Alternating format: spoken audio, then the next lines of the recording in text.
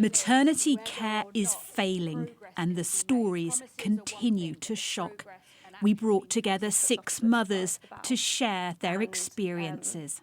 I was pushing basically alone without medical guidance for nearly an hour, without a midwife in the room.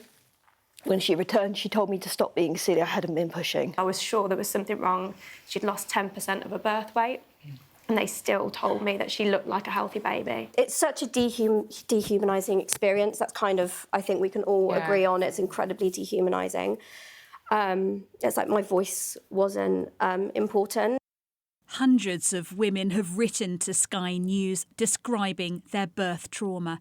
We analysed 102 of their stories and found the majority, 93 people, mentioned feeling ignored, either due to workforce shortages or concerns not being taken seriously. And that's a common issue. In a survey by the CQC, 1 in 5 women said the same. Concerns they raised in labour weren't taken seriously.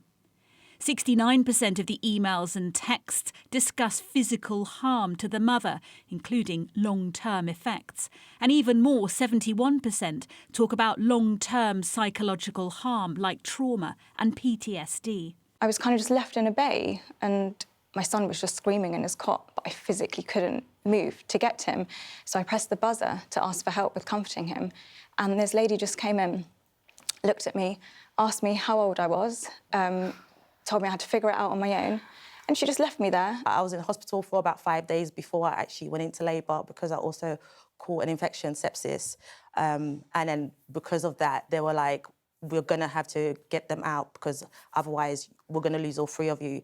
And yeah, so it just seemed like the worst nightmare ever. It was that moment where I realised, like, this has changed me.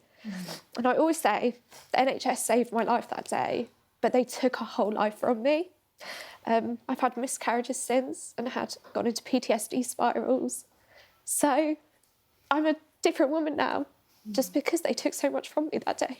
Multiple reports have made multiple recommendations. Political pressure is mounting. In the Commons, the PM pressed on the planned investigation into Leeds maternity failings. Can I start by saying every mother and baby deserves safe, high-quality, compassionate care? 2026 could be a pivotal moment for maternity. Senior midwife and investigator Donna Ockenden says the system's broken but is fixable. Very little progress has been made in the last 4, 5, 7 years. And, workforce training and education, culture and funding and listening to women. Do you think this government is doing more than talk the talk? There's an awful lot that needs to be done, and I'm not yet seeing the progress.